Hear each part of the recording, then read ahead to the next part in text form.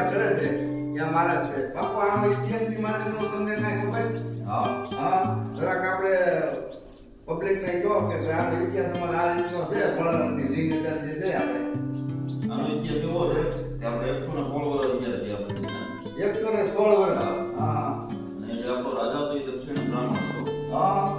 દાદા સાહેબ હા બરોબર એને મંદિર બંધાવેલું છે હા અને એનું કહેવાનું એવું હતું કે મંદિરની ઊંડાઈ છે પાણી કરીને શિવલિંગ તરે હા. તો માણસો પાણી કરીને અને શિવલિંગ તરતું નહીં ગયું શિવલિંગ તર્યું બરાબર હા આ આખું પાણીનું ભરી દીધું હા. મિત્ર આ આખું પાણીનું ભરી દીધું તો પછી રાજા સાહેબ વખતે રાજા એવું કીધું કે ભાઈ આ શિવલિંગ તો આ પાણીમાં તરે તો હું માનું અને ઈ ટાઈમે આ શિવલિંગ આ પીપળવા ગામની અંદર જે ભોળાનાથની લિંગ આવેલી છે ઈ આજે તો ઈ વખતે આ લિંગ પાણીમાં તરી હતી એવું કેવું થાય છે હા, પછી સ્થાપના કરી. પછી એની સ્થાપના કરવામાં આવી છે આનો ઇતિહાસની અમને પણ ખબર નથી આ તો વડીલો કહેતા ગયા એમાં આપણે આ ભાવિક બાપુને ખબર હતી તો અમને થોડી વાત કરી આ હવા છે શાંતિ શાંતિના નાગ રાજા સાહેબ વખતના છે આ 116 વર્ષ જૂનો. 116 વર્ષ જૂના નાગ દેવતા કડાવેલા છે